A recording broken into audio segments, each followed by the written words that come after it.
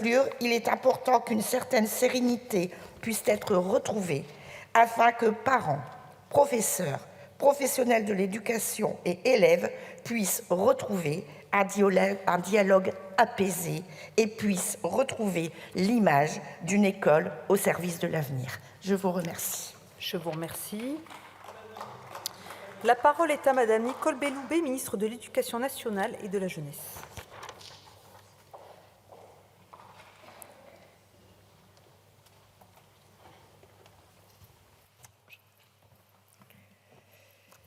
Madame la Présidente, Mesdames et Messieurs les députés, l'école, vous l'avez dit tous de manière directe ou indirecte, est le reflet de notre société. C'est aussi le réceptacle de toutes ces dynamiques, de tous ces changements, et c'est pourquoi elle doit constamment s'adapter pour être en phase avec cette réalité en perpétuelle évolution. Mais si ces adaptations sont nécessaires, notre cap, lui, demeure. Il repose sur la nécessité de faire progresser tous les élèves, partout sur le territoire, de ne laisser personne sur le bord du chemin. Et c'est bien cet objectif qui guide mon action au quotidien et celle qui a guidé le gouvernement depuis 2017. Or, il est vrai que des enquêtes nationales et internationales, vous leur avez rappelé, ont montré que le niveau des élèves n'était pas toujours à la hauteur de nos attentes et de nos investissements et que nous devions sans cesse progresser sur ce champ-là. C'est pourquoi la majorité, depuis 2017, a entrepris de réformer en profondeur notre système éducatif à tous les niveaux. Et ces réformes, sur lesquelles je vais revenir dans un instant, je les englobe dans ma propre feuille de route que je porterai et que je souhaite également vous présenter ici. Je voudrais à cet effet remercier le groupe écologiste de nous donner aujourd'hui l'occasion, même si c'est un peu tardif, de revenir sur l'ensemble de ces sujets. Sur les réformes menées, ces réformes concernent l'ensemble du système éducatif, je l'ai dit. Elles concernent d'abord le lycée, c'est-à-dire les plus âgés de nos élèves. Et vous le savez, depuis 2017, nous avons non seulement réformé, mais également guidé la transformation sociale de demain. Je reprends ici la pensée de Ferdinand Buisson, pour qui ce sont les réformes scolaires qui formeront les générations capables de penser et d'agir en vue d'une véritable transformation sociale. La réforme du lycée général, qui a débuté en 2018, a acté une volonté très ancienne de briser la cage de fer des filières au profit d'un choix libre d'options qui permet de favoriser l'autonomie des élèves et de lutter contre la cristallisation de choix sociaux qui étaient établis dans certaines filières. Je pense notamment à la filière S. Cette réforme du lycée a également permis de renforcer le contrôle continu et le poids de l'oral sur les épreuves finales. Elle assure ainsi une meilleure adéquation entre les enseignements du lycée et les attendus de l'enseignement supérieur. C'est bien là les objectifs généraux de cette réforme du lycée. Concernant le lycée professionnel, la réforme vise une meilleure attractivité de la voie professionnelle, une orientation plus progressive et un accompagnement renforcé de l'élève. C'est extrêmement important et pour l'avenir de nos jeunes et pour l'attractivité du monde économique. Le baccalauréat professionnel offre ainsi, depuis la rentrée 2019, des parcours progressifs sur 3 ans, pouvant mener ou non à une poursuite d'études ou à une insertion professionnelle. Depuis la rentrée 2023, la nouvelle phase de réforme nous permet de mieux accompagner chaque lycéen professionnel et de lutter contre le décrochage, de faire donc du lycée professionnel un parcours attractif grâce à une offre et à une carte de formation rénovée et mieux orientée sur les métiers d'avenir. Tous les lycéens professionnels, vous le savez, bénéficient en outre d'une gratification pour les périodes de formation qui sont effectuées en milieu professionnel. En tout, ce n'est pas moins d'1 milliard d'euros qui sera investi en 2024 sur la voie professionnelle pour la transformer. Donc aussi bien concernant le lycée général que le lycée professionnel, nous avons agi pour réformer tout ce qui s'attache aux plus âgés de nos élèves. Nous avons également agi pour réformer, et beaucoup parmi vous l'ont rappelé, les plus jeunes d'entre eux, c'est-à-dire ceux qui sont scolarisés dès 3 ans et également à l'école primaire. Nous avons évidemment instauré une obligation forte, vous l'avez rappelé, qui est celle de l'obligation de scolarisation des enfants dès 3 ans, prévue par la loi de 2019. C'est un aspect essentiel de la priorité donnée à l'école maternelle et à l'école primaire dans le cadre de la refondation de l'école. On le sait, la scolarisation d'un enfant avant ses 3 ans est une chance pour l'enfant lui-même et pour sa famille lorsqu'elle correspond à des besoins et se déroule dans des conditions adaptées. C'est ce à quoi nous avons donc travaillé en pleine collaboration avec les collectivités territoriales concernées.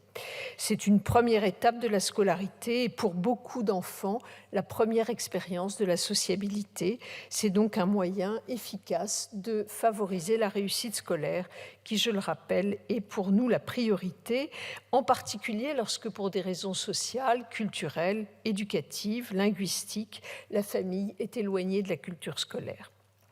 Il faut rappeler d'ailleurs qu'un effort supplémentaire a été réalisé pour la scolarisation des enfants dès 2 ans dans un certain nombre de cas en éducation prioritaire, tant nous savons que l'acquisition précoce du langage est vecteur d'une socialisation réussie.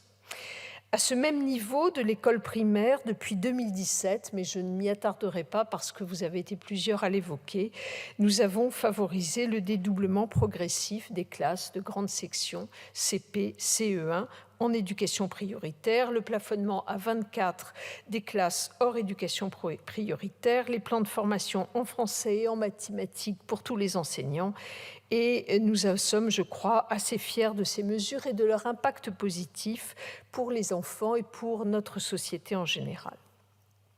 Troisième étape, c'est la réforme du collège.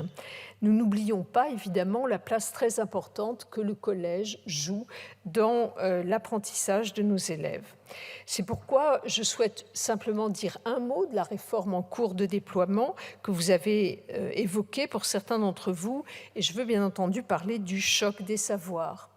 Il s'agit d'un plan d'ensemble aux mesures nombreuses et complémentaires, qu'il s'agisse de la réécriture des programmes, de la refonte du brevet, qui est destiné à apporter des réponses aux fragilités des élèves, et leur déploiement progressif de l'ensemble de ces mesures nous permettra d'en apprécier les effets. Sur la mise en place des groupes de besoins en français et en maths, en 6e et en 5e, je souhaite rappeler simplement que la mise en place de ces groupes repose sur 4 principes. Un objectif, faire progresser tous les élèves.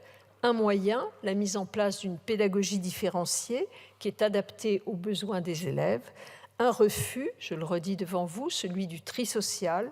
Et une exigence, celle de l'autonomie des établissements et de la souplesse dans la mise en œuvre de ce dispositif. Nous nous appuierons donc sur les équipes pédagogiques en qui nous avons pleinement confiance pour assurer la réussite de ces dispositifs. Ces équipes seront ainsi chargées, selon la progression pédagogique retenue, d'identifier les besoins propres à chaque élève, et c'est sur cette base qu'elles constitueront les groupes au plus près de la réalité des besoins des élèves. Je viens de le rappeler, je le redis à nouveau, je suis opposée à toute assignation des élèves. Notre système éducatif doit non seulement viser l'autonomie par rapport à la structure de position sociale, mais également se donner les moyens de corriger les effets les plus flagrants des inégalités sociales et scolaires. Et c'est pourquoi, vous le savez, j'ai souhaité mettre en place des brassages, des possibilités de brassage de ces groupes qui pourront avoir lieu, par exemple, lors du retour en classe de référence. Il est important que cette mesure soit appliquée sur le terrain au plus près des spécificités de chaque établissement, et c'est ce à quoi je m'attache. L'ensemble de ces réformes porte déjà ses premiers résultats. Écoles, collèges, lycées ont connu, je viens de le rappeler brièvement, des évolutions importantes, mais les premiers résultats des évaluations que nous avons montrent le bien fondé de cette politique. On observe aujourd'hui, notamment grâce aux évaluations qui ont été publiées récemment, que la classe de cours préparatoire permet de faire progresser les élèves dans les apprentissages fondamentaux, tous les élèves dans les apprentissages fondamentaux, de rattraper le retard pris à l'entrée au CP par certains élèves et de réduire significativement les écarts observés en éducation prioritaire en début d'année, et ce, plus nettement en mathématiques. Bien sûr, il demeure des points de fragilité, notamment dans le domaine de la compréhension des textes, où la corrélation entre les performances des élèves et le milieu social demeure forte, mais nous devons avoir à l'esprit cette évolution favorable que je viens de mentionner devant vous et qui confirme la justesse de l'action du ministère depuis 2017.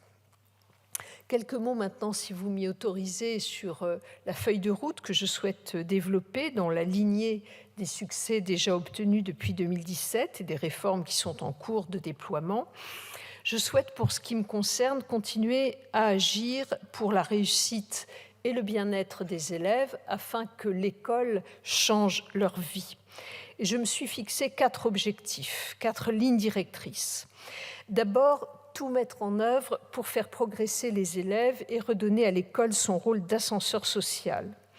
La réussite, bien sûr, c'est notre ambition collective. Je crois que nous la partageons tous. C'est une priorité nationale pour le président de la République, pour le Premier ministre et bien entendu pour moi. La mission première de l'école, qui est de former, doit se conjuguer avec son rôle de promotion de l'égalité et des opportunités d'apprentissage et de développement en travaillant à la fois sur les procédures d'évaluation, sur l'orientation, sur la pédagogie différenciée et pour une plus grande égalité des chances. Je m'attacherai à ces différents points. Mon deuxième axe, c'est d'accompagner les enseignants et les membres de la communauté éducative dont le travail quotidien au service des élèves est remarquable, vous avez été plusieurs à le dire, et doit être salué comme tel. Les personnels, c'est vrai, sont aujourd'hui lassés du temps de l'urgence et de la mise en œuvre d'un certain nombre de réformes souvent précipitées. Ils ont besoin de temps et d'espace pour faire leur travail. Ils ont aussi besoin de sécurité. Et j'ai dit à de multiples reprises à quel point je compte entourer l'école d'un bouclier de protection. Cet accompagnement doit également passer par le renouveau de la formation initiale, que le président de la République a récemment annoncé, pour plus d'attractivité, avec un nouveau modèle de recrutement basé à Bac+3, suivi d'un master professionnalisant, ainsi que par un travail non négligeable que nous devons conduire sur la formation continue. C'est le chantier ambitieux que nous avons lancé et que je mène dès maintenant. Le besoin de restaurer l'attractivité du métier et le bien-être des enseignants dans notre école le rend indispensable. Oui, le salaire est un point important, mais comme vous avez été un certain nombre d'entre vous à le rappeler, des efforts extrêmement considérables ont été faits depuis 2017.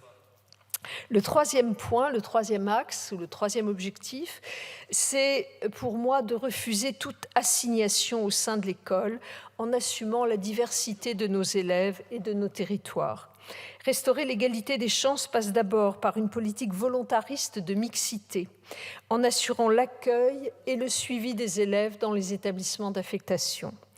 Le lien avec l'enseignement privé fera l'objet d'un suivi attentif, tant en ce qui concerne l'allocation des moyens que le contrôle des obligations qui découlent du contrat qui les lie avec l'État, et également que le respect des exigences de mixité qui incombent au terme de l'article 1er du Code de l'éducation, tant aux établissements publics qu'aux établissements privés.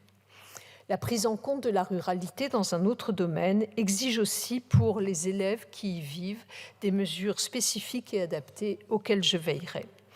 Enfin, le dernier objectif que je me fixe consiste à promouvoir l'école de l'avenir, l'école du futur pour tous nos élèves.